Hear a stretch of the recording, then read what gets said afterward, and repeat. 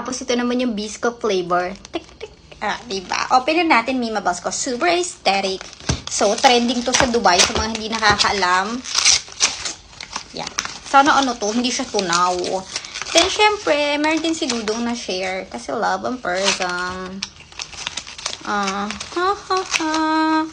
Ay, color puti siya. Hindi siya color dark brown. Color siya puti. Gentong atake. Natunaw na kasi siya. Kasi syempre, galing talaga siya mismo dun sa, ano. So, ayan, Mima, ha. Syempre, bibigyan natin ng Dudong. Kasi, love natin siya. Natunaw na siya, pero ano na to. Bigyan natin si Dudong Mi. Tingnan muna natin kung ano yung nasa loob. Ayan. Ganyan siya sa loob. Para siyang may caramel. Ayan o, tikman natin. Para siyang may pudding.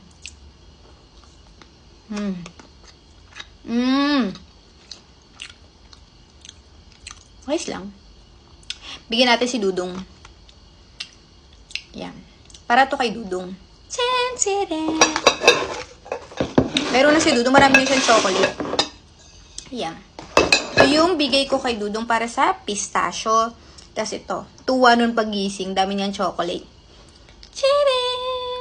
Tuwa ni Dudong. Sabi na naman, thoughtful mo talaga. Pinirhan mo na naman ako ng chocolate. Ano?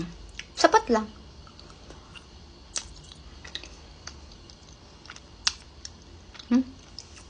Para siyang may tinapay sa loob.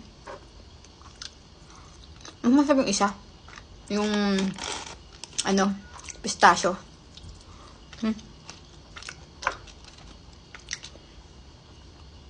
Alam mo yung tinapay na yung tinapay sa atin na yung sabi pinaglumaan daw kasi kaya pinagsama-samaan para naging pudding. Ganun ang lasa.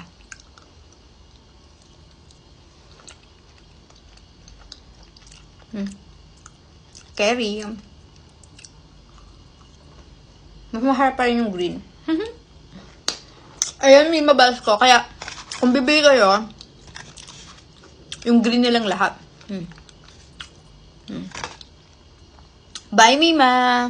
Ayun pala, biscoff pala siya. Yun ang lasa niya, parang natunaw. Pero kasi lasa siya ng pudding, parang ganon. Hindi naman pudding, yung tinapay gana, yung tinapay na yung pag pinagsama-sama, yung mga kasabi tira daw dati. Ganon lasa. Hindi masyado sarap to. Super tamis din nung white. Kakaumay.